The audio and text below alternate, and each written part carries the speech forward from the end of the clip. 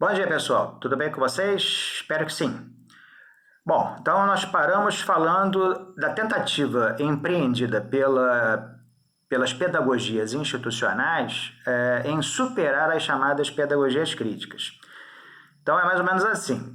Havia uma série de pedagogias críticas, né, como, por exemplo, o próprio Freinet, né, que vai ser uma espécie de precursor do movimento institucionalista.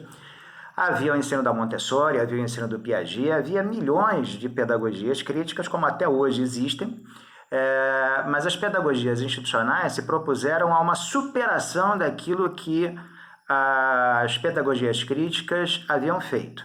Então, é uma radicalização no sentido de uma aceitação integral do aluno e suas eventuais dificuldades, por um lado, por um dos braços do movimento das pedagogias institucionais, por isso mesmo chamado um braço terapêutico ou clínico das pedagogias institucionais, ou, provavelmente mais à esquerda desse espectro, um braço político, né, chamado propriamente de pedagogia institucional, que vai dizer que o processo de transformação da escola só poderia se dar realmente pela via política, ou seja, é de relações de poder que se trata aí, e é por isso que eles vão importar para dentro da escola o conceito de autogestão lá do pensamento político anarquista e transformando-o em autogestão pedagógica, que, como eu salientei no vídeo anterior, é uma utopia, né? É muito difícil você considerar a hipótese de que seja viável a alunos, e eu diria de qualquer idade, a autogestão do seu próprio processo educativo. O germe disso, entretanto, já estava nas pedagogias críticas, e como exemplo dou um pressuposto da pedagogia montessoriana, que é a ideia de que o aluno é um construtor de si mesmo, construtor da própria educação. Então, essa ideia ela é retomada pelas pedagogias institucionais, mas radicalizada ao máximo. E um exemplo disso é o relativamente pequeno papel do professor para as pedagogias institucionais, especialmente esse braço político, já que no caso do braço terapêutico das pedagogias institucionais, o braço clínico, o professor, eu diria, tem uma certa relevância na medida que compete a ele aceitar o aluno com suas eventuais limitações, compete a ele se colocar no lugar do aluno. Então, alguma coisa aí a ser suprida pelo professor e, consequentemente, um papel a ser desempenhado pelo professor.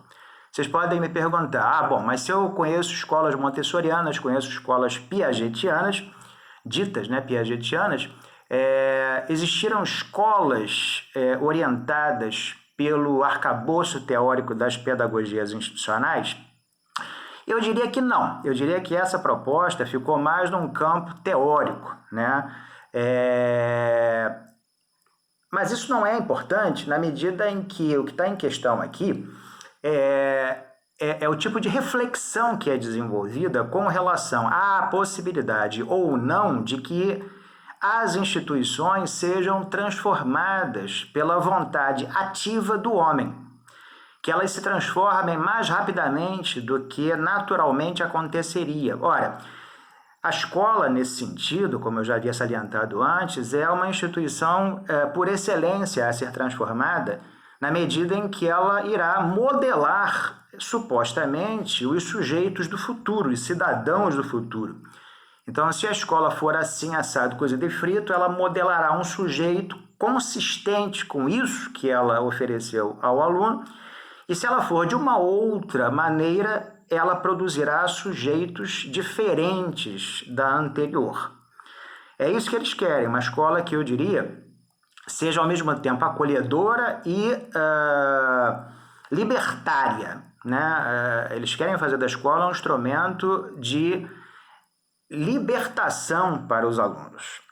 Mas não esqueçamos, entretanto, que essa libertação pensada pelas pedagogias institucionais é fortissimamente marcada, especialmente no braço dito político, né, chamado pedagogia institucional, pelo pensamento político de esquerda.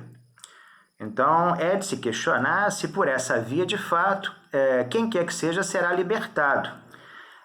Todas as experiências feitas ao longo do século XX até aqui têm apontado justamente no caminho contrário, né? O de que o pensamento político de esquerda não é libertário absolutamente, mas é uma forma ainda mais tirânica de aprisionamento.